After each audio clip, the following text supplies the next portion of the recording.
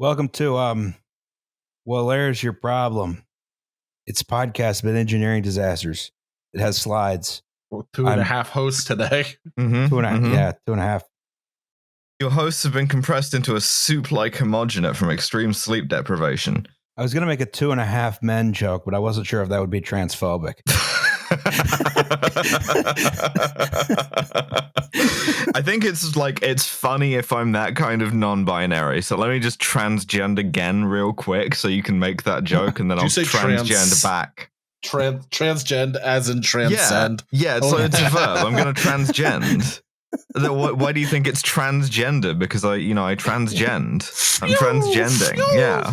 No, what you guys should see the rays emitting from her right now. Yeah, they upgraded me to Unreal Engine 5. I got all kinds of fucking ray tracing shit. Look at the shadows on you. Wow, subsurface scattering. Oh my god. Oh, 22 frames per second. Listen, do you want a prettier Alice, or do you want an Alice with a higher frame rate, you know? Yeah, give me that 144 Alice. All of a sudden you start getting blockier. The polygons start disappearing. Loading so goddamn compressed. Yeah. How does that feel for you? Oh, I mean, it's quite comforting, really, knowing that you're on potato compression. Spaghettification is a thing if you go into a black hole. But the black hole doesn't reduce the number of polygons; it just changes the topology. That's how we're gonna do quantum computing. Is we're gonna do video compression with black holes. There you go. We solved it. We solved it. DARPA. Where you at, boys? DARPA, hit us up. Yeah. All right. Welcome to Well, There's Your Problem. It's a podcast about engineering disasters. It has slides. Ostensibly, yes. I'm Justin Rosniak. I'm the person who's talking right now. My pronouns are he and him. Okay, I am Alice Caldwell Kelly. I am the person who is talking now. I am very tired, and my pronouns I know, baby girl. Are she and her. I know, baby. We'll get through this together. Hi, my name is Liam Anderson. No longer employed by Pep Boys. My pronouns are he and him. What you see on the screen in front of you, you can see a signal bridge for a railroad. You may notice it's leaning. It's a little bit of an angle, but it's fine. It's still good. You can fit a train onto that. It hasn't been sipping that perp. There's also a train underneath it on its side. Well, that's more of a problem. Yes. You get hit by a really strong wind or something. Trains only do that when they're extremely stressed. Just knock the signal bridge over, knock the train over too. It's not supposed to be like this. Today we're going to talk about the 1943 Frankford Junction derailment of the Congressional Limited. Ooh. And it was one of the last derailments caused by a very, very old piece of railroad technology. But first, we have to do the goddamn news.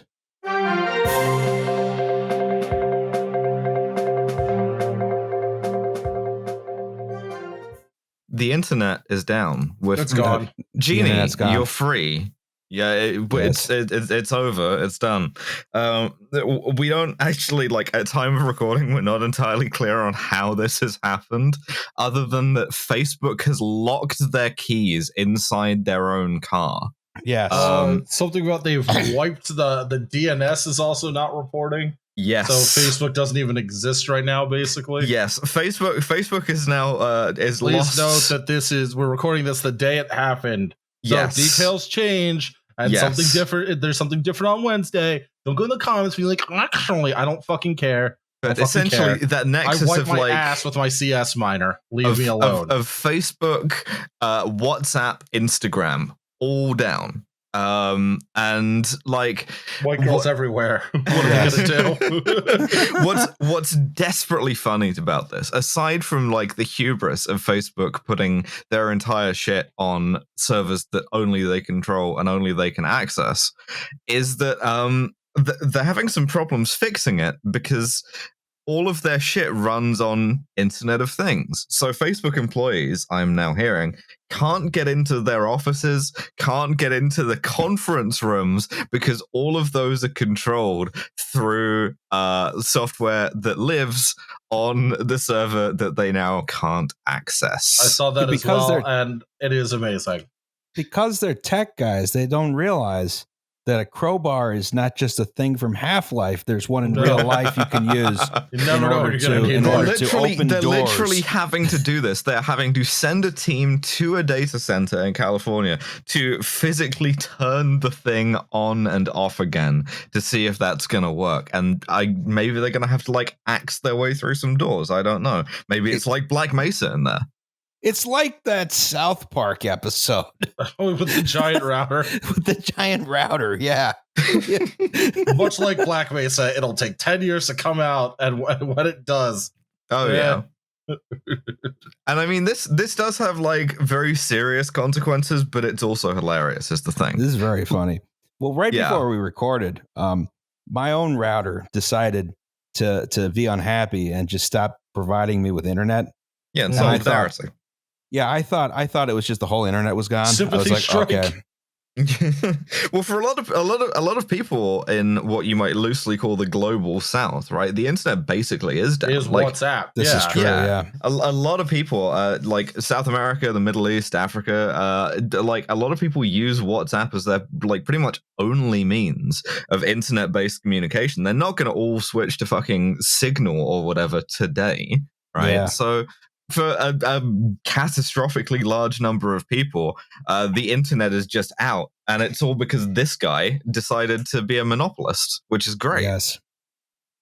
Man, hell, I was thinking like, oh boy, I should probably make some calls while the cell network is still up. Oh my God, it's happening. Yeah, we all became preppers for about 10 minutes. Yes. And I'm too lazy. It's like, yeah, I'd probably just get eaten by wolves. Yeah, whatever, man. I'm fat. I've spent most of my life auditioning for my role in post-apocalyptic hellscape as corpse. I'm like, I'm gonna try and die in a like environmental storytelling way, like a Bethesda game. Like, I'm gonna fucking like paint like, hope I don't get eaten by wolves on a wall, and then immediately underneath it get eaten by wolves. If it happens, it happens. Whatever, man. You may have to, horror of horrors, talk to your neighbors. Shut up. You don't talk to your neighbors now, you fucking dweeb. This is true. I'm not denying. Besides hauling shit up the stairs from Miss Venus. You might have to start a collective farm with your neighbors. My God. It's like one of those cafes. It's like, talk to each other. Pretend like it's 1995 again. The people who write those signs are fucking creaming their jeggings at that. Like, yes. we are having to just talk to one another, no Wi-Fi password, and everyone hates it. What's the difference between jeggings and skinny jeans? Jeggings are stretchier. Oh. Yeah, I guess so. I think it's kind of a, I think the terminology is also a bit elastic, is the thing. Oh, I see. I mean, is it still denim if it's that elastic? Yeah, you can make stretch denim. Like, listen, Americans and Britons have been getting fatter and fatter year on year, and so like some of the world's finest material scientists have made their careers on making stretchier denim to accommodate the girthier American. I'm thinking this is development really of the Chuck Norris action jeans. Yeah, gives you that room to move, but like as a 42-inch waist holder myself, absolutely, stretchy denim is probably mankind's greatest invention. Can confirm. I had a Stitch Fix subscription for a bit. Because I don't know if you know this, but I'm not the world's most stylish man, as many of you could probably guess. We're also like, we're kind of a big and tall podcast, like morphologically. This is true. And I got a pair of, and I'm not a jeans wearer. Roz can attest to this. I will show up anywhere and everywhere shorts. In basketball shorts. Yep. Liam is very anti-jeans. I don't like the way the fabric feels on my skin. I don't have autism that we know of. I feel you because like I saw a denim like abaya, right? You know, the like full length robe. I saw one of those made of denim, like a long denim jacket, and I was like, yeah, great, that's fine until you get like rained on once and you die of blunt force trauma from all the fucking water hitting you at once. Look like shit too. My girlfriend and all her friends love them some jean jackets, and I'm just like, even the thought, I'm like, she's like, you should get a jean jacket. But nope, no denim for Liam. Nope. No. I own 2 pairs of jeans, and that's 2 more than I want to own. Yeah, I wear these jeans to go to Canadians' funerals. I like jean jackets, but only when girls wear them. I wouldn't wear them. I'd never do that. That's weird. Yeah, I kind of got a thing for jean jackets, and we're all just going to talk about what we like. All right. Girls in jean jackets, fucking DM each of us, I guess. And glasses, if you... Thank you. In other news, other than jeans, of what we like, Amtrak's Empire Builder derailed last week. Yeah, you got yelled at for being insensitive on the internet. I did get yelled at for being insensitive about it. I was also on an Amtrak long distance train at the time. You were praying for derailment, but God missed and hit the Empire Builder instead. No, I would not like to derail on the Southern Crescent because we would go straight into Lake Pontchartrain. Yeah. You can swim. But can you swim and kick out a window? You have to get out of the car before you can swim. Yeah. Yeah, whatever, dude. Logistics. Where did this derail? This one was in Montana. This is the Chicago to Seattle train. Undulating landscape. Yes. And no one's quite certain how this one happened yet either. It was a switch. So it may have been the switch. It may have not been the switch. The switch seems like the most likely culprit here. But the idea that Amtrak would pick a switch on territory that's good for 80 miles an hour is very, very damning of Burlington Northern Santa Fe's maintenance of that switch. That's fair. On the other hand, given some of the stories we've heard about railroad maintenance on this show, some of the stories we're about to hear about railroad maintenance on this show. Well, we also can't rule out my favorite cause of any accident: sabotage. Mothman. This is true. Like, what about that one train that like derailed? They figured out it was sabotage and then never caught anybody. It's happened a couple times out west. Yeah. Well, one of the interesting theories I saw put forward is that this switch is in Montana. Right? Yeah. It's controlled from Seattle. Uh-oh. Facebook, you bastards. Yeah, controlled through WhatsApp. Yeah, exactly. Goddamn Facebook Internet went of down, Things. and the switch changed underneath the train.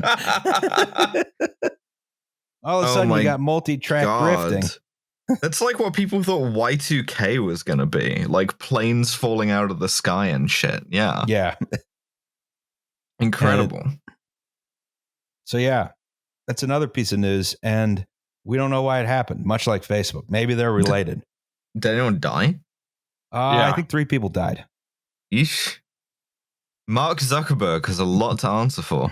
I was about to say, yeah.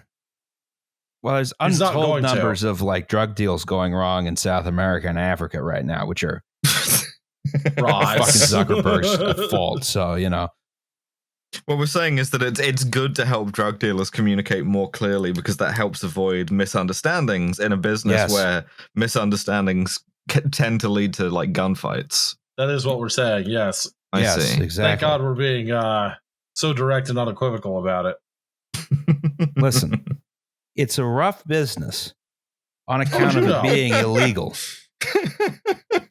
So if we can't legalize drugs, if we can't legalize selling dope, then we got to at least ensure that they have good communication methods. I think generally speaking, most of the cartels don't have huge problems with each other, except when they can't communicate. Right? Communication is the foundation of any healthy relationship. That is true. Justin Rosniak solves the cartel wars. We just have to get everyone in a room, and they can talk it out. Yeah, a guy tried that in Mexico. Didn't work out so well for him. Yeah, well, he probably wasn't as skilled as I am. I'm not saying I'm not going to do it, what it was. but yeah, you're gonna fucking be the like next Miguel Angel Felix Gallardo, but you're gonna have fucking like Signal instead. Yes, exactly. So, with that in mind, let's talk about trains. 1 second. I have one more piece of news. Oh, I was about to hit the drop, but go ahead. So IATSE, I forget what it stands for. It's the film union. It's the big film union. 95% International turnout. Alliance of Theatrical Stage Employees. 95% plus vote yes for strike authorization. Dudes rock. Shout out specifically to New York Local 600. My friend Josh is a member of that union. He is giddy with anticipation about striking. Hopefully they do vote. They authorize the strike. I know that it's not specific to Josh's experience necessarily. I don't want to get him in trouble. But the film industry is a killer. You're talking Burn 15 Hollywood days. burn. Yeah. Yes. We actually just got an email from unnamed reader. They specifically asked I not name them about the possibility of doing it a film industry episode, which would be interesting. So yeah, strike forever, solidarity with IATSE, solidarity with New York Local 600. Burn, motherfucker. Yes. Bunch of Cecil B. DeMille guys and riding jodhpurs getting really upset right now. All right. So the first thing I think we need to do in this episode about the 1943 Frankford Junction train wreck is find out what is Frankford Junction. A place where nothing bad ever happened. It's this thing in between the $1 store and Ballroom Dance Lessons Philadelphia. Yes. Also, the Garage Mahal is right up here. Pete's Clown House. Don't go there. I don't know. Pete's Clown House. I need you to actually promise me you won't go there. What the fuck is a Pete's Clown House? Do not go there. I'm not sure I want to go there. I'm not going to yet. go there, but I want to know what it is. You don't want to know. I think just off screen is 1 pound cheesesteaks, which is very good. That is actually very good. I love that we have Pete's Clown House across the street from Angelo's Pizza House, like 2-4. So, okay. Frankford Junction, right? So the earliest connection from Philadelphia to like places north of Philadelphia, right, was the Philadelphia and Trenton Railroad, which in Trenton connected with the United Railroads of New Jersey for service to New York City, or the United Companies, excuse me. So that was the Philadelphia and Trenton Railroad. It terminated in a station in a neighborhood called Kensington, right? Kensington is where you get the drugs. Yeah. Not very much like Kensington in London, then. No, Kensington is a hard neighborhood in Philadelphia. Yes. To put it very lightly. So the original right-of-way runs sort of like this, and it continues going down to Trenton, or excuse me, to the Kensington station, which no longer exists, of course. Of course. So the Pennsylvania Railroad, right, terminated at several stations in the early days in Philadelphia. Most of them were on Market Street, right? They'd bring the train to the city limits, and then they would detach the locomotive. They'd hook the cars up to horses, and the horses would pull them into the station the last 2 or 3 miles, right? Everyone loved this, I assume. Oh, yeah. It was fantastic. It was great for, throughput. It was great for passengers. Everyone loved it. It was just a great situation for all involved parties, right? If all of us are mule teams, then none of us are mule teams. So this was that was for trains going and coming from the west to and from Pittsburgh, right? And then to the south, there was another railroad called the Philadelphia, Wilmington, and Baltimore, right? and they terminated a station at Broad in Washington, which is actually still there. It's now a grocery store and a Target. Huh. Oh yeah. Well, they put a 5/1 next to it, which looks awful.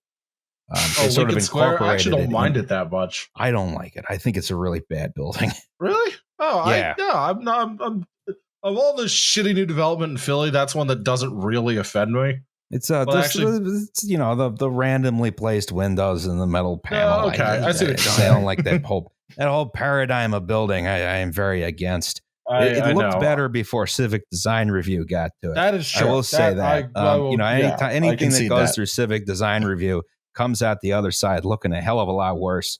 Anyway, you had 3 railroads, 3 stations, none of them connected with each other very effectively, right? Perfect. That's efficiency. That's the market. Yep. They would just take, if you had to move a car from one railroad to the other, and I think in the beginning they even had different gauges, but if you had to take a car from one railroad to the other, or in the early days, you had a sectional canal boat that you brought from one railroad to the other. You had to hitch it behind a horse and drag it through the city on tracks in the streets, right? And this is a time sink. It was bad for travelers, bad for revenue, bad for everyone, right? Even after Kids threw rocks at you. Oh yeah, well, I still do that. It's a Philly tradition. Teens Even after just preying on your insecurities, like, yeah, nice canal boat, horse boy, and you're just Yes. like, oh. Dude, 1840s teens must have been terrifying. Oh, Yeah, fucking vicious. following you down the street on fucking spring-heeled boots. Terrifying. They're like doing wheelies on a horse somehow in front of the omnibus. I love the idea of like walking past the stoop and there's a bunch of like intimidating 1840s teens playing like hoop and stick. I don't like being called scrotum face. I don't have a scrotum face. So even after the Pennsylvania Railroad gained control of all of these railroads, there was still this horse car situation for a long time. And a solution was devised, which was called the connecting railroad, right? So the connecting railroad traveled from the Pennsylvania Railroad main line at Mantua Junction, which is now called Zoo Interlocking. It's called Zoo because interlockings have a 3-letter code, and this one is next to the Philadelphia Zoo. And this went through the relatively undeveloped northern parts of Philadelphia. And it connected with the Philadelphia and Trenton in a neighborhood called Frankford, right? Hence Frankford Junction. So this is the connecting railroad here on this nice broad curve, right? I see. This railroad was completed in 1867 and quickly became the Pennsylvania Railroad's, not the main line, the Northeast Corridor from New York City to Washington, D.C., though there were still some bottlenecks north and south, especially south in Baltimore, where they almost managed to assassinate Lincoln when he was being dragged through the city on a horse car. Oh yeah, they had like bodyguards with knuckle dusters and shit. Never know. You're gonna need them. Interesting times. So over time, Frankford Junction like expanded, right? They opened something called the Delaware Bridge. That's this line heading over here that goes to South Jersey. They opened that in 1895. So now there were trains from South Jersey and the shore in the mix. And by the 1940s, it had come into what was essentially its modern form, right? Which is a sort of complex junction that, you know, sorted a whole bunch of trains from a 4-track main line and a 2-track main line and the Philadelphia and Kensington branch, which by this time was significantly less important. Right. Kind of thing that you open up the like route map and train simulator and you're like, oh, this makes my head hurt. Yeah, exactly. Yes. It's transport tycoon shit. It's like where you don't like realize that you're trying not to like demolish anything, so you're just building lines around other lines. Yes. So horrifyingly complex. Great. Perfect. Yes. It's known today for having an especially slow curve in a section of otherwise high-speed track, but that's not actually our subject for today. right? Okay. Because both sides of this junction are good for like 110, I believe, but the curve itself is good for 50. Yeah. Yeah. Luckily, this has never been an issue, as we know. Yes. All right. Thank you to Tom Coletti for this meme that I used for this slide. I don't like a position light. I don't like them. Thank you. I like position lights a lot. I think they're cool. I think they're less clear. Well, there's also color position lights, which is what Amtrak uses now. Just use the fucking like traffic light. Did you use a red, a double yellow, like a flashing yellow, single yellow, and a green? Just do that. Just do that. Just use fucking normal block signaling. Alice, like have country. you seen the rule book? Yeah. There are a lot more aspects than that you have to cover. We'll just fucking put a purple lens on there and shit. There's stuff you can do. Like, I don't know. And whatever you do, it's better than German signaling. This just says take the Third Reich. So the Pennsylvania Railroad, right, had the optimum East Coast main line, the Northeast Corridor, right, as early as like 1870 something, right? And they were dealing with, as a result, increasing traffic, like lots and lots of railroad traffic. They didn't know what to do with, right? So some of your traditional methods of increasing capacity, especially in the 1800s for railroads, you would add more tracks, right? You'd eliminate some of the bottlenecks, like especially in Baltimore, they built the B&P Tunnel, which eliminated the horse car segment of that journey. They built a bridge over the Susquehanna, which eliminated the rail ferry, right? But at some point, you couldn't really add more tracks effectively, and you couldn't really, there were no bottlenecks left to eliminate other than like, okay, maybe we got to build a 4-track tunnel instead of a 2-track tunnel, or maybe we got to build a 4-track bridge instead of a 2-track bridge. And that was expensive. Imagine if railroad engineering followed the principles that would later come to define highway engineering, and the answer was we 28 track 28 track Northeast Corridor, exactly. Yes. That was almost considered for one of the early designs for Penn Station. That's a different episode. Very wide train hall. Oh, yes. So they were experimenting with new methods for allowing more trains to use the same number of tracks, right? One of them was automatic air brakes, right? Which slowly became ubiquitous across the industry in the late 1800s, right? Which allowed trains to stop much more quickly. Before you had automatic air brakes on trains, if you wanted to stop the train, what had to happen was... You have a brakeman. Yeah, you have a brakeman. It was a passenger train. He had to go back through the cars, set all the brakes individually on each car using a big wheel, right? And if it was a freight train, he had to walk on the top of the cars all the way back the train, set all the brakes individually, right? And sometimes he would fall off and die. Yeah, and kind of shit that makes conservatives be like, jobs when men were men. Yes. And that was bad because if he fell off and died, number one, he was dead. Number two, the train couldn't stop. All right, so lesson 1, don't fall. Lesson 2 through 10, don't fall off the train. But in the late 1800s and early 1900s, we're talking prior to 1910, Pennsylvania Railroad experimented with a lot of other safety devices like illuminated electric signals, automatic train stop systems, right? There was they were on the fence for a while about whether they would control their trains using signals or automatic train stop. There was this thought in the 1800s. Yeah, yes. And we can't get PTC figured out in 2021. They experimented with cab signals even. Wow. I think those weren't until the 20s. But that was implemented before the Northeast Corridor had electric traction. Jesus. Wow.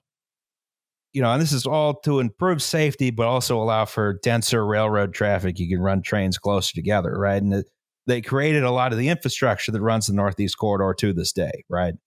So, they had a very advanced system going on the Pennsylvania Railroad. There was one technology, though, that was very slow to be applied. And those were roller bearings, right? Point to me the roller bearings here. Roller bearings, you see these blue guys? Mm-hmm. Right? You have a bearing on top, you have your rollers are in there, right? This is how the weight is transferred from the truck onto the from the car onto the truck, onto the axle, onto the wheel, onto the rail, right? Right. Okay. So, you have this issue where you're trying to transfer this weight onto a rotating shaft, right? So you need bearings, right? And in the early 20th century and before, these bearings were very, very primitive. So you had something called the plane bearing, right? Or the friction bearing, or the journal bearing. It's a couple of names for this. I see here that it's on fire. That's bad. Yeah, you don't. That's the good axle is going to be on fire. Is what that's going to be. Yes. This is a very bad thing, which we will get to shortly. So your original railroad cars, the weight was transferred by means of a plane bearing or a friction bearing. So you have this thing called a journal box, right? Which is this box here that's on fire, right? Mm-hmm. And it's full of oil and rags. Hell yeah. Yeah. I do kind of love the 19th century's approach to fire safety. It's just like, yeah, listen, where else am I going to store my oily rags? On it. Yeah. Well, what do you mean my warehouse is burned down? That's where I keep all of my oily rags. You need the oily rags because the oily rags continuously lubricate the rotating shaft.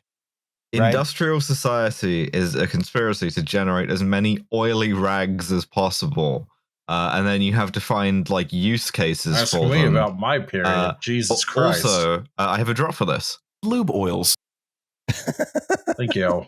Thank you. So this was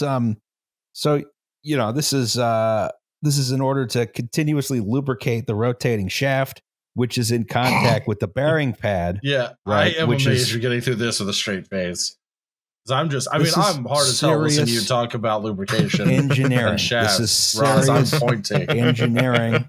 There's nothing funny about this. Listen, don't be immature. There's nothing funny about lubricating shafts. A rotating shaft. A rotating shaft. I was about to say, if your shaft is rotating, you should see a doctor. What's he gonna do? Prescribe me some fucking oily rags? Yeah, it's it's all the people on Reddit talking about, oh, I have a sex rag because all they want to do is brag about having sex, and it also makes the trades run. So 2 for 1, really. Yep. So this plane bearing, right, works very well. It can handle a lot of weight. It can handle high speeds, except if there's an issue. And there's a couple issues that can happen. One of which is you can have a spark somehow with this high speed on the railroad next to the wheels. Yes, that can set the oil on fire, and then you run out of oil.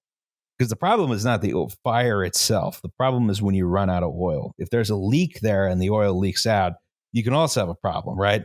Oh, so just keep spraying oil into the fire. That's how I do it. That's what you're going to have to do, yeah. So if that happens, you lose the lubrication. Oh, no. And the shaft starts to heat up. And it heats up very rapidly into very high temperatures, right? And this creates something called a hotbox. I believe you meant testicular torsion. So a hotbox, before it had its modern meaning, a hotbox was a journal box wherein this bearing was contained, which was overheating, on fire, about to fail, right? Because once you ran out of oil, this bearing would just heat up exponentially, to the point where the shaft would fail, right? And the axle breaks and derails the train. Yes. Right. Yeah, you basically you break the axle, the train falls down onto the tracks. It usually causes an absolutely catastrophic derailment because these failures are much more likely to happen at high speed than low speed. These are all wooden. Are we still in the wooden cars era? We are, aren't we? Oh yeah, we still have wooden cars. Yeah, okay. And just in general, you don't see a lot of axle failures in modern train accidents. Like that's a relatively resilient part. Yeah. So this is mostly a solved problem. It took a surprisingly long time to solve it. We'll get to that later. So you needed to pay really careful attention to all of these journal boxes when the train was going down the railroad. You actually have designated points where, a train would slow down.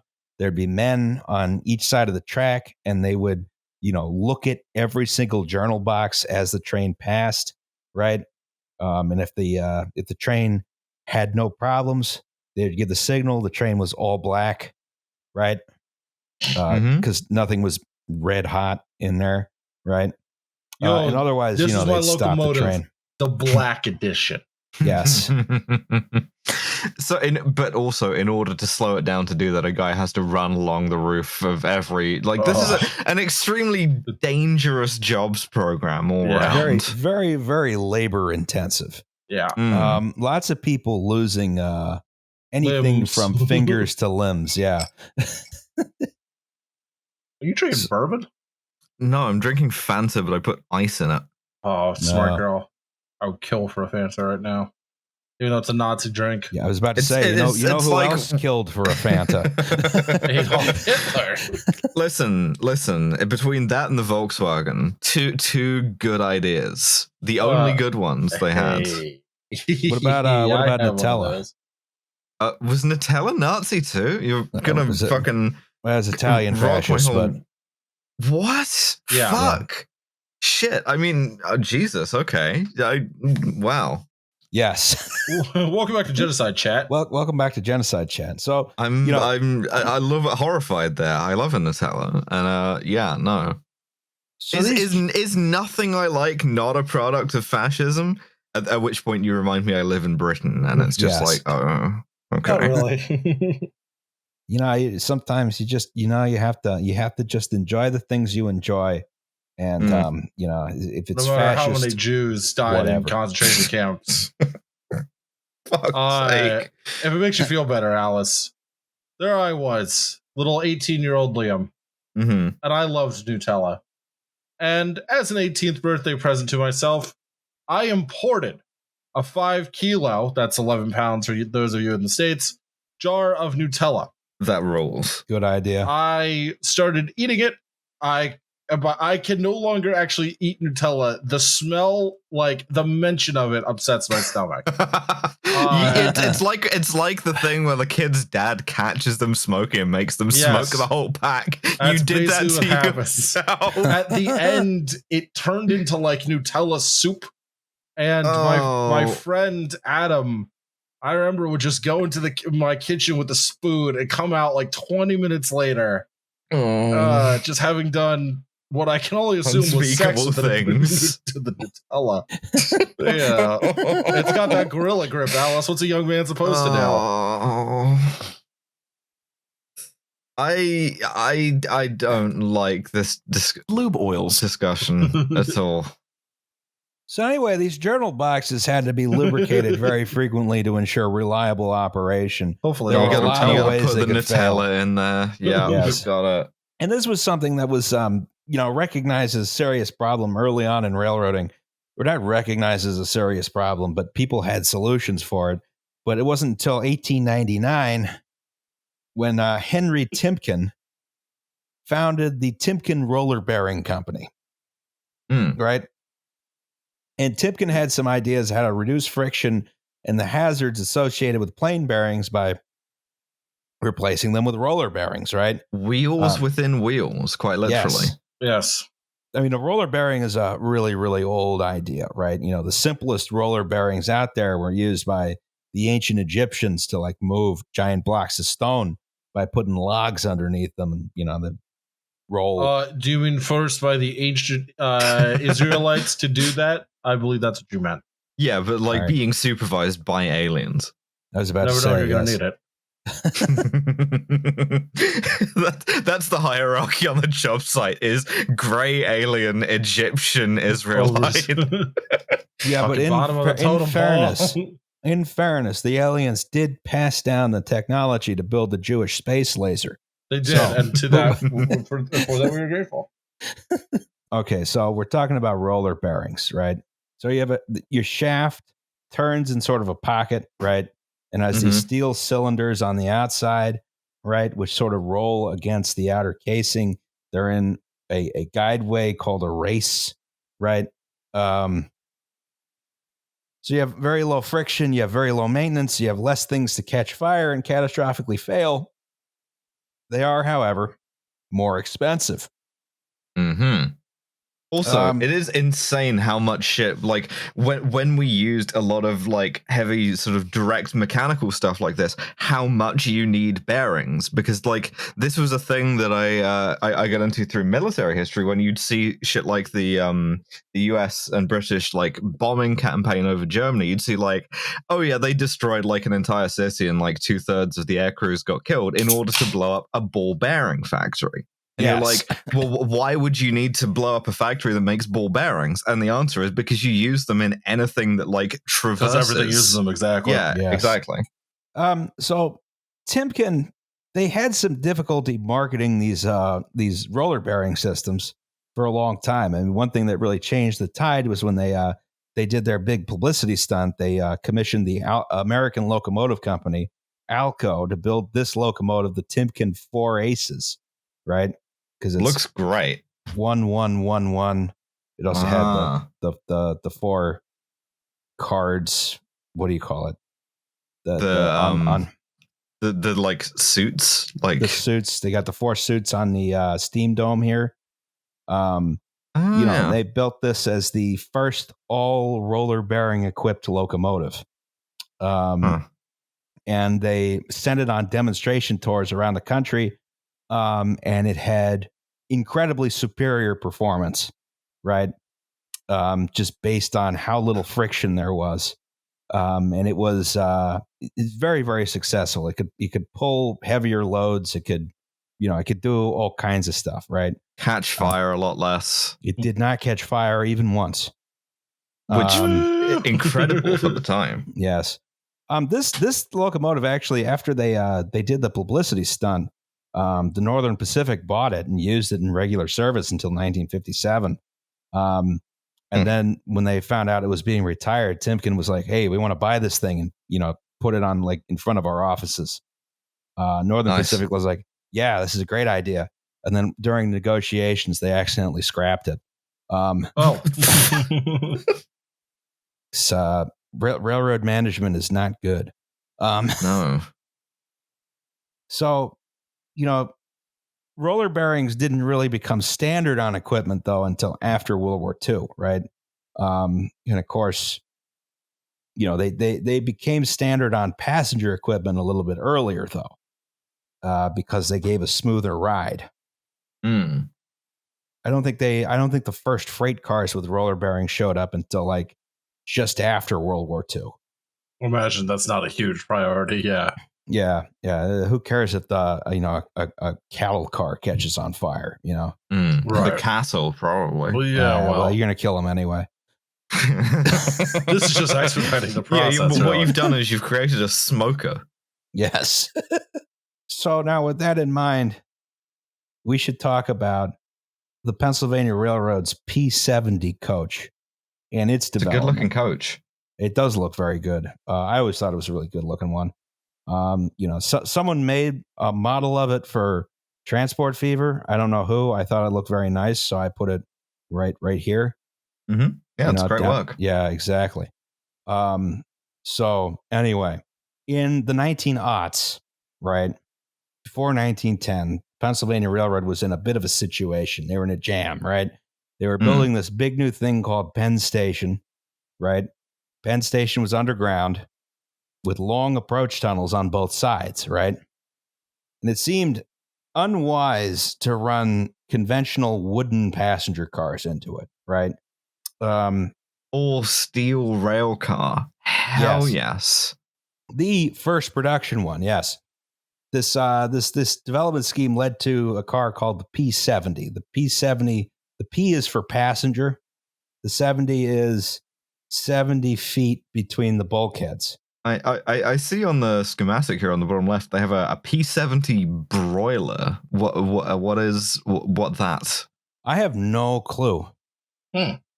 Listener, if you know what a P70 broiler is, just go ahead and let us know. Yeah, I'm thinking like you got your broiler chicken. You have your what's the other kind? Your rotisserie chicken. Yeah, yeah. So, this is 70 feet between bulkheads. First one sat 88 passengers. Later one sat 80 passengers. I think they eventually settled on 72 once they were renovated a couple more times. It's about 80 feet coupler to coupler. And this was the first of what we would call heavyweight cars, right? All steel cars, clear story roof, right? You can sort of see up here. Most of these types of heavyweight cars had 6 axles. The P70 had 4, though. And one of the things that was a characteristic of heavyweight cars was they were extremely heavy, which was thought to provide a better ride. And these P70 cars were built in several batches by several manufacturers. A lot of them have differences between each other, right? So your earliest cars had lower numbers in like the 1000 series. They had friction bearings, plain bearings, right? And the newer cars, which were built in the teens and the 20s, and I think even into the 30s, they had higher numbers. They were in the 3000 and 4000 series. They had roller bearings. They had air conditioning. You could tell an air-conditioned car because it has this little protrusion right up here, right? I love to be in the 1920s in my air-conditioned, cab-signaled, positively controlled train, thinking the railroads are going to get better every year forever. Yes. Who knows what they'll be riding in 2021? Jesus. Yeah, exactly. So over the lifetimes of these cars, they were refurbished and upgraded many times. The last ones were not retired until the early 1980s. Jesus. New Jersey Transit was running some. There was also a train that ran out of Chicago called the Valparaiso Dummy, which was using them until it was discontinued. I kind of like that though. It's like some sustainability. You built the thing to last, and it lasts. Yeah, they're serious about it in railroads. The most efficient, the most ecological railroad car is the one you've already built. This is true. During the 30s, a couple of these were dressed up to look like more modern lightweight cars. So they sort of put some sheet metal over the clear story, and then they painted it fancier. And they were like, yeah, they did liposuction to them. It doesn't really lose you any weight, but it makes it look a bit thinner. Yes. So, God, I want liposuction. With this knowledge, we should look at the Congressional Limited on September 6, 1943. Oh, good, a specific date. Yes. It looks incredible, though. Check out that thick layer of grime covering everything. It's the war, Alice. Yeah, it is. Well, this is a color photograph from something that sort of looks like what the train would have looked like, but this is from the 60s, I think. Oh, still looks fucking great. You have the thick layer of grime. You have they can't do the lowy pinstripes anymore, so they got the one thick stripe on the GG1. They got the big keystone wouldn't have been there, but you can see the P70 coaches back here, right? Mm-hmm. So September 6, 1943, the Congressional Limited left Washington, D.C. about 4 in the afternoon, right? It's scheduled for a nonstop journey to New York City. A nonstop. It does stop in Newark, New Jersey. That's the only stop it makes, right? Famous for being New York. That's why they're on the same side of the river and everything. The most convenient way to get to lower Manhattan was to get on the Hudson in Manhattan in Newark, right? Now the path. So most trains were scheduled to stop there. In fact, that's why most trains are scheduled to stop there to this day. Sort of inertia, right? This was a scheduled 3.5 hour trip, which is better than the Acela schedule. Yep. Remember what they stole from you. Just thinking back to our 1920s railroad passenger being like, man, the future's going to be amazing. The future's going to be amazing, yeah. It was also Labor Day, so the train was longer than usual, right? There were a bunch of passengers on board who were soldiers on leave from World War II. They were coming back from fighting Nazis to go visit their families, and they were going to go back and fight some more Nazis, right? Oh. All right. So now here's where we have to think about some numbers, right? So the train was made up of 4930, which is a GG1, this electric locomotive here. Well, then the coaches the greatest locomotive ever built, yes. Yes. Mm-hmm. The coaches were 4706, 3854, 3940, 3751, 3971, 3861, 1860, 3941. I see the problem immediately. Yeah. I was gonna say I was like, oh, it bothers me that they're not sequential, but honestly, the ones 2000 when you set this up with they made these in two flavors, the like 3000-ish series, which had the roller bearings, and the ones before that which didn't, and then you read me a list of numbers, all of which are over 3000 apart from one. Well, here's the interesting thing. The later series were also built with plain bearings, to my knowledge.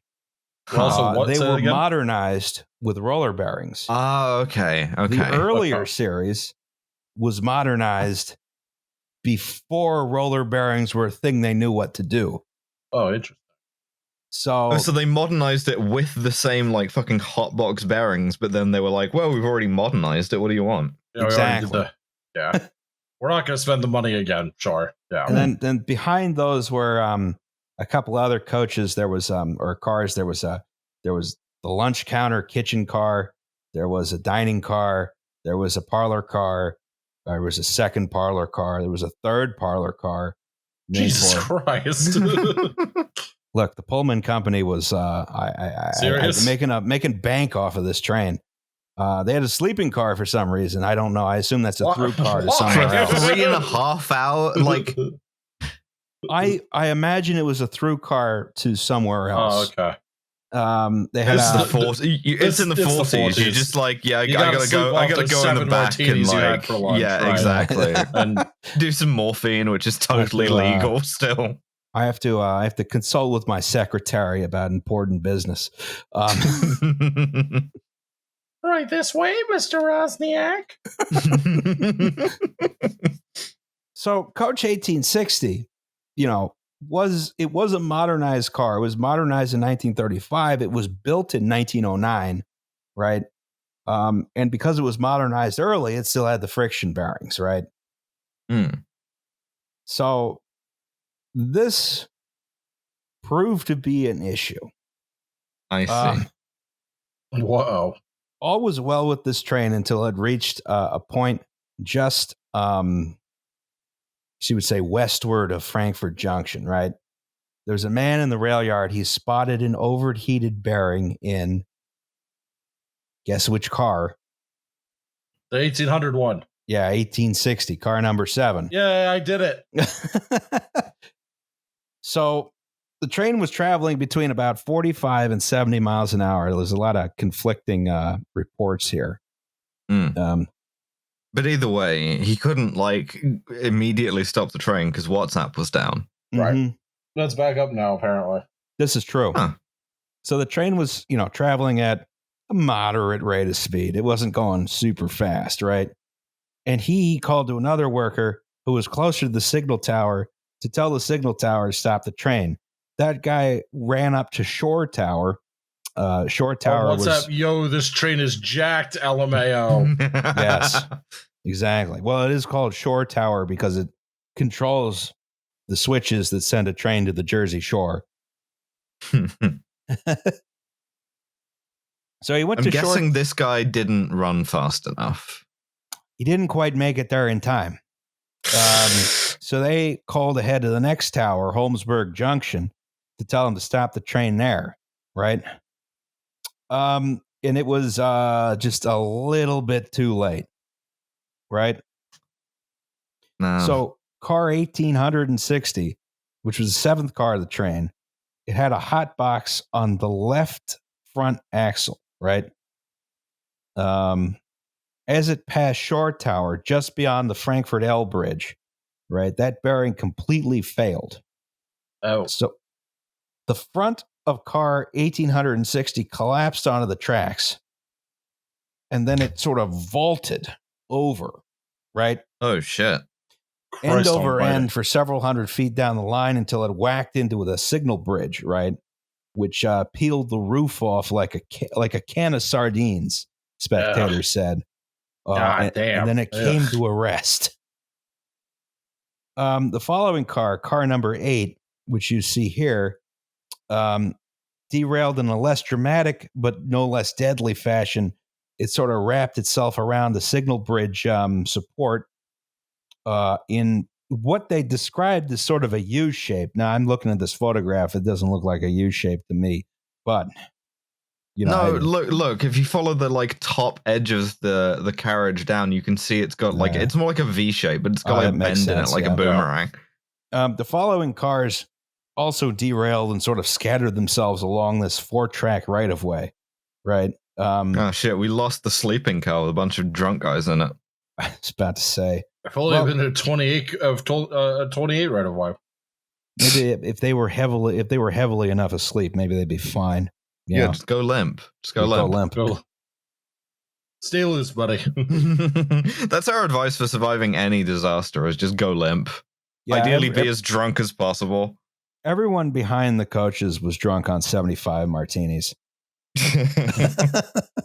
So the train derailed, right? It was really bad. The wreck was heard for like miles around. In fact, it was heard as far away as the William Cramp Shipyard, which was 2.5 miles southwest of the accident, which is right just south of the place we now call Graffiti Pier, right? Workers at that shipyard were among the first people on scene. They just brought acetylene torches and all kinds of crap to cut open the damaged train cars to rescue the injured and, recover the dead. Now, recovery took more than 24 hours. I mean, it was a nasty scene. Yeah, it looks up. Yeah, that stands to reason. Everyone who was killed was in car 7 or 8. There were a number of serious injuries. There were 79 dead, 113 injured from this incident. Do not hotbox your train. I recommend using roller bearings if you can. Yeah. But one of the things I found most interesting about this particular disaster is the investigation and its conclusions, right? Oh, did they cover it up because of the war? No. So the Interstate Commerce Commission was tasked with investigating the wreck and said, it is found that the accident was caused by a broken journal. Uh-huh. Sure. What next? Well, that was the end of the report. Oh. All right. There weren't recommendations as to how to prevent this from occurring in the future. There wasn't like any kind of it's sort of like the whole thing was based around, well, sometimes things just break and there's nothing we can do about it. Well, that's that wartime spirit that built this country. I was about to say, the whole report's like 9 pages. Jesus. I guess what happened is what happened was holy shit.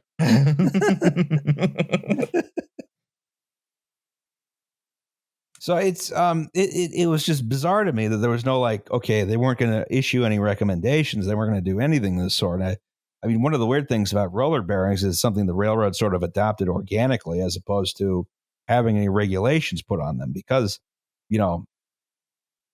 plain bearings, clearly an obsolete technology, right, which is on its way out. The Federal Railroad Administration finally banned them for interchange service in 1994. What? That is prompt. Yes. Solid 51 years later. That's incredible. They are still legal for captive service. What does that mean? Captive service means you don't hand off the car to another railroad.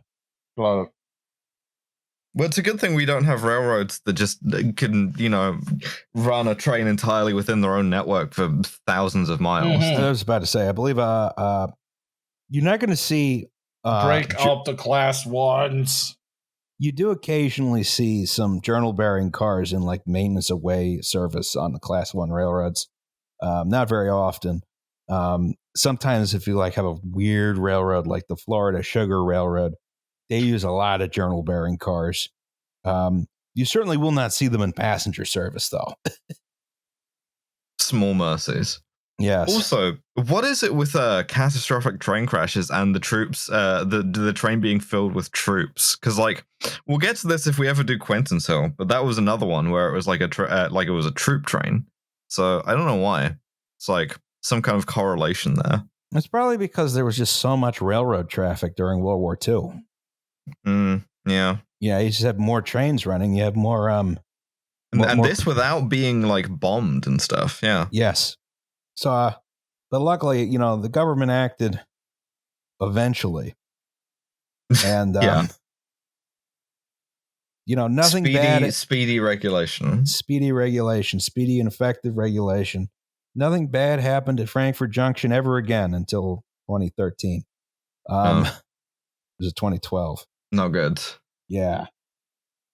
That's like the way my dad drives, trying to figure out whether to take an exit or not off the motorway. Well, when I was at college when this accident occurred, and I was like, well, it's a good thing the tank cars weren't parked closer to the right of way. Jesus, yeah. Yeah. Well, what have we learned from this? Don't use plain bearings. On your railroad. Don't use plain bearings on your railroads. Do not use the oily rag box. I don't know if any railroad owners listen to this podcast. Warren Buffett, I'm calling you out. But it's like really weird. I did not realize until I did the research for this one that the that you could run cars with journal bearings until 1994. They were banned in 1991 on hazardous material shipments, though. So that was a little more prompt. Well, I mean, playing devil's advocate for a second, clearly that was fine, right? Because there was no giant accident that required the federal government to ban them sooner. I think one of the big things about passenger train safety in this country, especially since 1971, is there's so many fewer passenger trains that you just don't have the accidents that you would otherwise have if you had a more extensive network. Sort of the sort of bloody thing that would require better regulation. Yeah. But also sometimes when you have these accidents, the regulation that comes out is really stupid and bad. That's when we do the Port Defiance bypass accident. I will go off on that one. Hell yeah. It's just weird. That it took so long for anything to be done about it, especially when they came out with a report that said, yeah, this kind of bearing is inherently unsafe. Well, the federal government had a war on. There was, they were distracted. This is true. Although I figure the Interstate Commerce Commission wasn't too concerned about the war. They had other things. They're just regulating interstate commerce rather than doing war. Although I have no idea. Yeah, probably all of the guys who used to work on it were at that moment in fucking Anzio or something. Yeah, they were on Omaha Beach. Yeah. Dreaming of roller bearings. Mm-hmm. Well, that was the 1943 Frankfurt Junction wreck. Hell yeah. We have a segment on Did this it. podcast called Safety Third. Shake hands for danger. Greetings from Delaware, WTYP. Ugh. No, let's just end the episode now. Well, thanks for coming. Delaware is a failed state. Listen, they've produced a president. You know, So did we. It was Buchanan. Is that something you're proud of? Oh my God.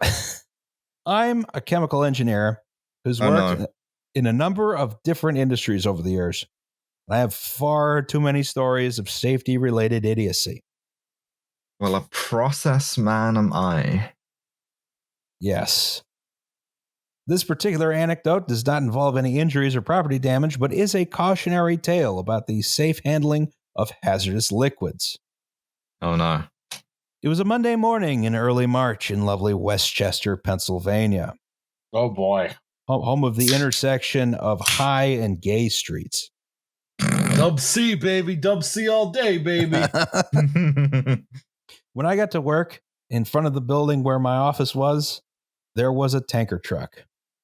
This was not an uncommon occurrence, as drivers would have to wait if there was not an open space at one of the offloading stations. I thought nothing of it and went inside. It turned out the truck was full of glacial acrylic acid, GAA. I don't know what that is. And the load had been rejected by our quality lab because it was too hot. Like stolen or? No, it was temperature-wise too hot. Oh, okay. I'm sure if they were in the business of receiving stolen goods. Yeah, I run a chemical chop shop. I receive tanker trucks of stolen chemicals constantly.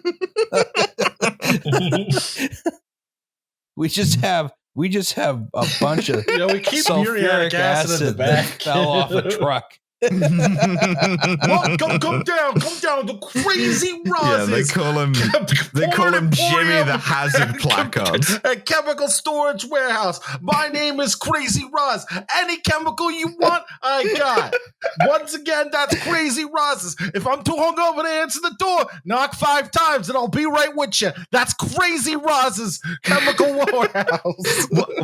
All I can say is we have a PO box. Do not send us unknown chemicals. Speak for yourself. Got a water cooler in the corner. It's full of hydrogen fluoride. Never know if you're gonna need it. Suck that, Sunoco. Just knocking it over like I can do it too. What's the really bad one? Foof. Oh, one of the fluorines. Yeah. Yeah, it's fluorine, oxygen, fluorine. I don't remember what the actual chemical. What does that is. do?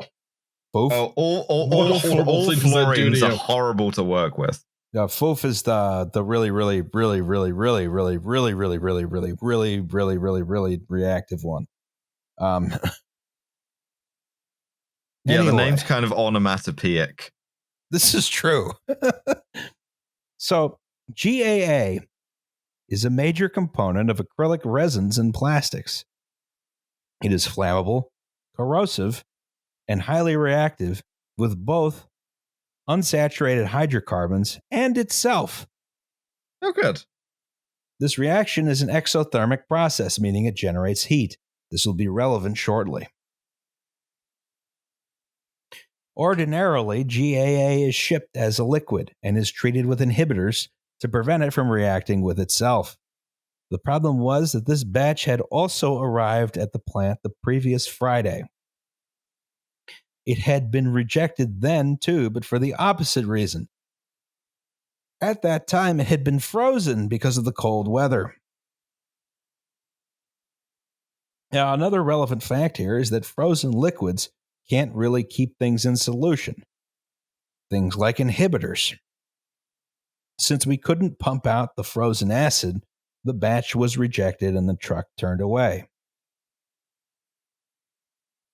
The shipping company had told the driver to go back to the terminal in Philadelphia. Upon arriving there, in their infinite wisdom, they had apparently had the workers hook up a steam feed to the internal heating and cooling pipes in the tank truck and had left it that way over the entire weekend. I guess they figured we'd accept it when it was redelivered on Monday if it was liquid by then. Now, the good news was they had thawed the acid. The bad news was that they had heated it up to over 100 degrees Fahrenheit. Our upper limit for acceptance, if I recall correctly, was 95 degrees Fahrenheit. Is anyone there? Yes, I'm just horrified. I thought we lost people. All right. We may have lost Liam, but I've simply been. Can you hear me? Yes. Are you seduced? No. Can you feel my hands? This is a free episode, Liam. Yeah, no, I muted myself by accident because you yell at me whenever I type loud. Get a quieter keyboard. No, Get a absolutely podcasting fucking keyboard. not. I would rather break up with you than get another keyboard. We're not dating. Not anymore. Great, fantastic. All right. I lost a relationship I didn't even know I had. It's true what they say. You never realize what you had until it's gone. Dude, Yes. I figured out one of my exes had a kid on purpose and then we got married this weekend. How do you think I fucking feel right now? Jesus fucking All of Christ. this is how I feel. Oof. To make matters worse, the temperature in the tank was slowly rising. Remember, GAA can react with itself without inhibitor, and the reaction is exothermic. Also remember, this truckload of acid had been frozen 3 days before, which meant the level of inhibitor was definitely lower than what is said on the paperwork.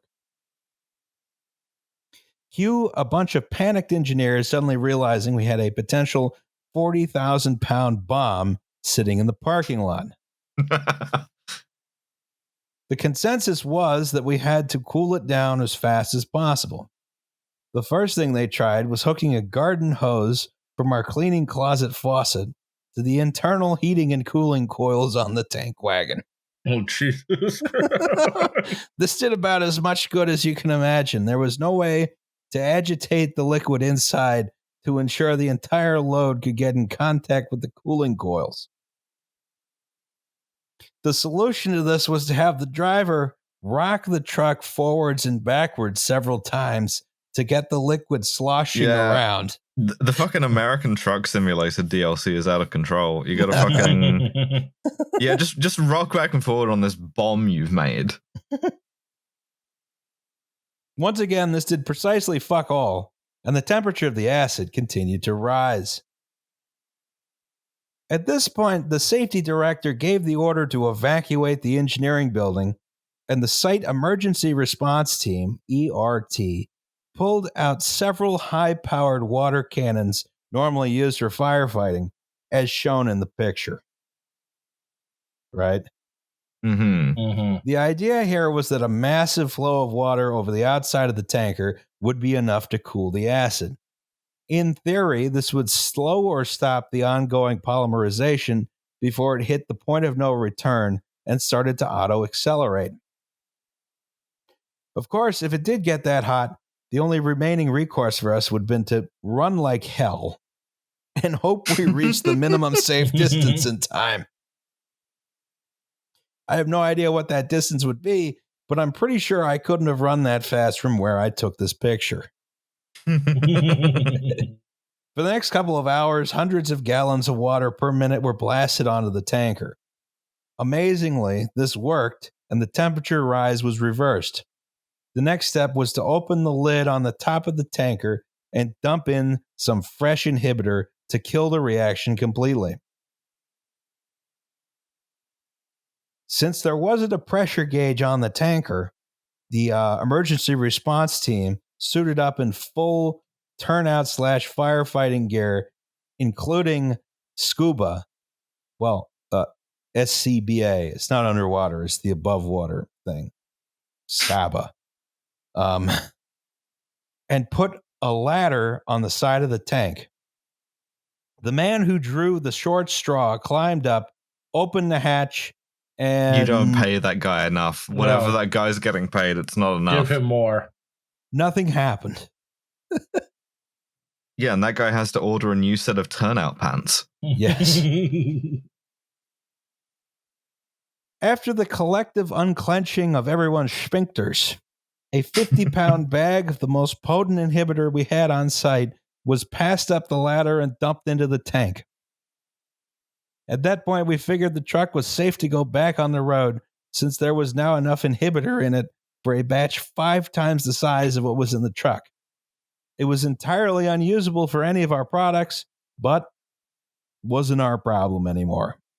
That's just gonna get dumped down a drain, dude. Oh my God, yeah. Yeah. Probably that went straight in the Delaware River.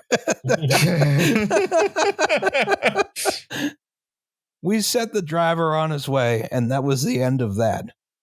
By that point, it was close to the end of the day. We all went home and drank heavily. Or I know I did, at least. Good Lord. I worked at that company for a few more years, during which we had a couple of other incidents, but I'll tell you about those another time if you're interested. Absolutely.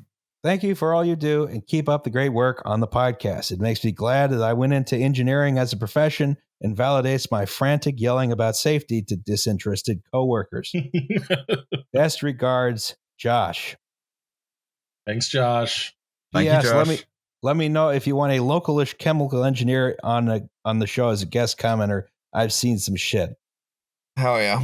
Also, no trees were killed and no animals were harmed in the creation of this message. However, many electrons were terribly inconvenienced.